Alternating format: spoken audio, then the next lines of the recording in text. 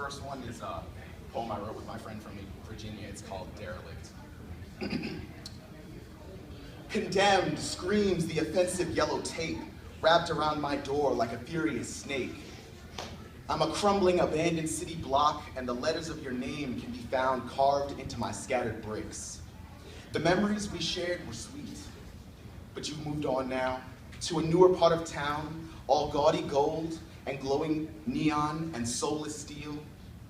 Even though you're hypnotized by its fraudulent shine, I wonder whether you remember the love and mortar that once held us together. For these walls still stand tall through countless stormy nights, scorching days, and freezing evenings, but I don't know how much longer I can last.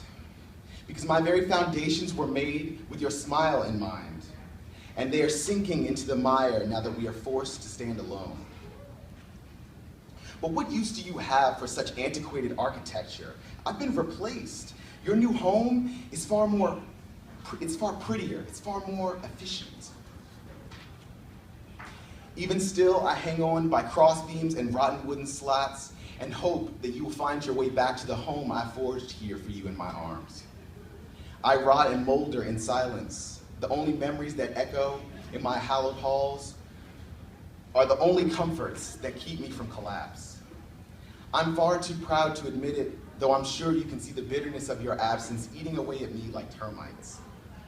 The Lord only knows how I'd like to feel your feet upon my wooden floors again, but who am I to even ask? For now, I'm just a house, no longer a home, vacant and alone, patiently waiting to be made whole once again.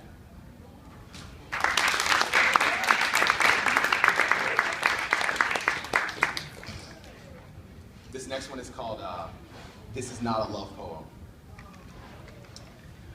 I am not your Romeo, and you are not my goddamn Juliet. And yet we are still kept apart by the miles and the years, and no amount of wasted tears will ever change the fact that I am not your Romeo, and you are not my goddamn Juliet. This is not a fairy tale. There is no happy ending, and I am sick and fucking tired of sending prayers up to a God that may not even be there, or may not even be listening. I am not your Romeo, and you are not my goddamn Juliet. This is the 7th time that fate has felt the need to dangle a beautiful soul in front of my face, yet out of my grasp. I keep track because I'm a bit of a masochist. And I'm not sure how much longer I want to keep playing this game.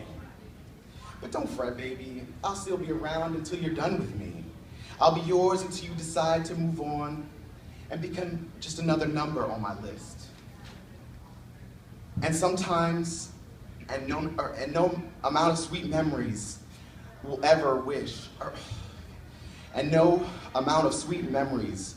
change the fact that I am not your Romeo, and you are not my goddamn Juliet.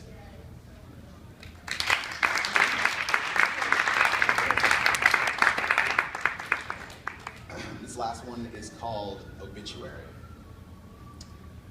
Somewhere, there's a graveyard with unmarked tombstones and a distinct absence of bones.